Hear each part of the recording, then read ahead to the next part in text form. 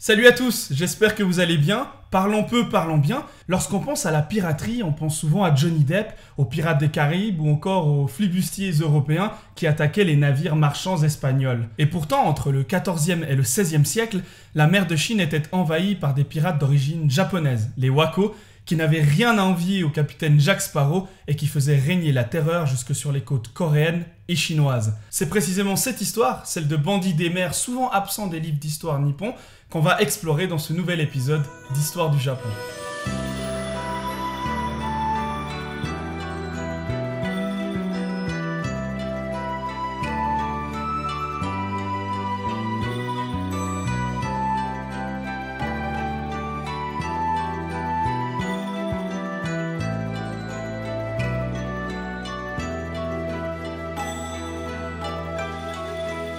Les eaux japonaises sont remplies de pirates depuis l'Antiquité. Mais au XIVe siècle, l'absence d'autorité d'un État japonais qui n'est plus unifié fait prendre de l'ampleur à ce qui n'était à l'origine que quelques petits groupes armés en mer de Chine. Vers 1350 environ, les pirates japonais sèment l'épouvante sur les côtes japonaises, mais également coréennes et chinoises. On nommera plus tard ces pirates les Wako, terme d'origine chinoise qui signifie littéralement bandits japonais.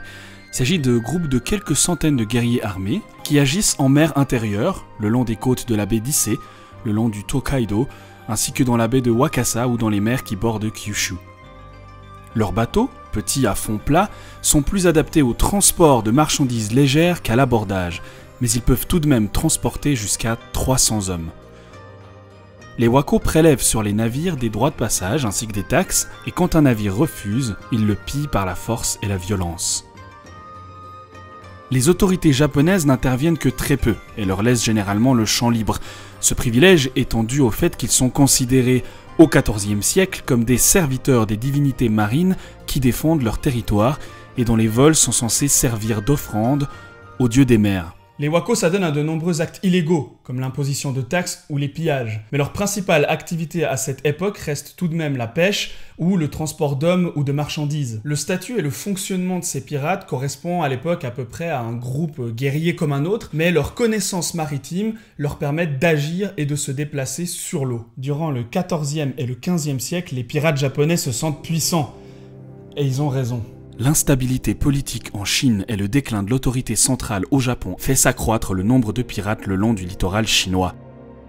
Leur témérité et leur agressivité augmentent rapidement et les Chinois, dont les côtes maritimes sont gigantesques, ne parviennent pas à surveiller correctement leur littoral.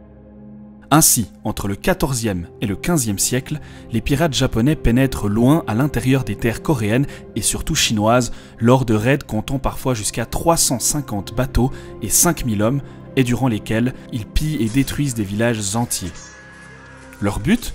Voler les greniers et récoltes des paysans afin de nourrir leurs hommes et surtout vendre le surplus.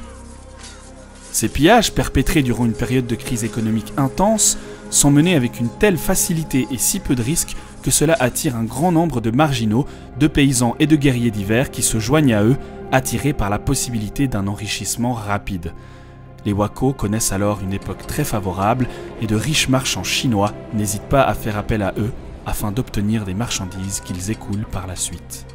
Mais les Wako servent aussi des intérêts politiques. Grâce à leurs connaissances maritimes, on fait par exemple appel à eux pour régler des conflits entre daimyo, qui sont des seigneurs japonais, ou encore pour se battre durant les guerres de la période Sengoku. À cette époque, les flottes navales de Wako peuvent aisément mener des opérations militaires composées de jusqu'à 700 cavaliers, c'est énorme, et capables de piller des villes gigantesques, des villes chinoises gigantesques comme Shanghai ou Nankin.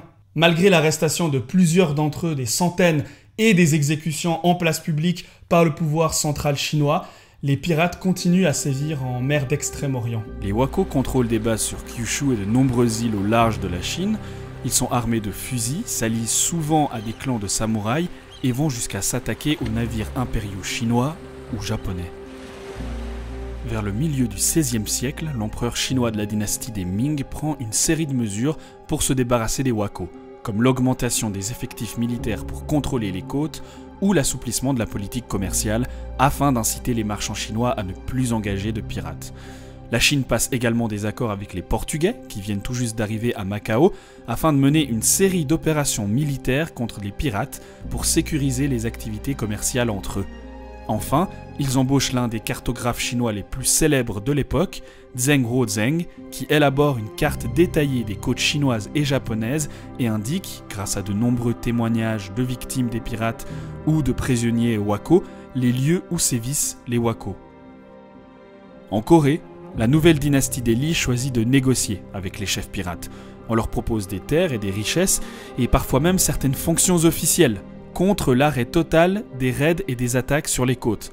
La plupart des chefs pirates acceptent et deviennent ainsi des marchands prospères et pacifiques, même si certains d'entre eux poursuivent leurs activités illégales. Côté japonais, enfin, c'est le très célèbre daimyo Toyotomi Hideyoshi qui va jouer un rôle très important dans l'éradication des wako, avec deux mesures visant à les affaiblir. D'abord le katana gari, ou chasse au sabre, loi visant à confisquer tous les sabres des opposants au pouvoir et des non-samouraïs. Ensuite, la confiscation du fief de tous les seigneurs qui aident les wako ou collaborent avec eux. C'est donc une sorte d'effort simultané entre la Chine, le Japon, mais aussi la Corée et le Portugal qui va permettre au début du XVIe siècle, début moitié XVIe siècle, d'éradiquer les wako en mer de Chine. Bien que quelques groupes de pirates ne renoncent pas et poursuivent leur activité, notamment jusqu'aux Philippines et à la fin de la période Edo, la plupart des clans wako sont éliminés en 1570 environ. Mais le souvenir des méfaits de ces vikings d'Extrême-Orient a longtemps marqué la mémoire des Chinois, et on trouve des marques de hauts responsables qui, jusqu'au 19e siècle, parlent des wako comme d'une raison de ne pas faire confiance aux Japonais, notamment dans les cas de partage de marchandises, par exemple. Loin de simples bandits des mers, comme leur nom semble le supposer, les wako auront été un véritable fléau entre le 14e et le 16e siècle, qui aura posé un problème non seulement pour les Japonais, mais également pour de nombreux autres pays, comme la Chine ou la Corée. Merci d'avoir regardé cette vidéo, j'espère qu'elle vous aura plu et que vous aurez appris de nombreuses choses, ou au moins quelques trucs intéressants. Si c'est le cas, n'hésitez pas à vous abonner, à liker la vidéo, c'est le moyen de soutenir ma chaîne, mais aussi aller voir le reste du contenu de la chaîne. On trouve tout un tas de vidéos un petit peu différentes les unes des autres, notamment des vidéos d'histoire comme celle-ci, mais aussi des vidéos un peu plus légères sur la culture nippone, ainsi que des vlogs plus sérieux, plus poétiques, directement au pays du soleil levant. A bientôt pour de nouvelles aventures.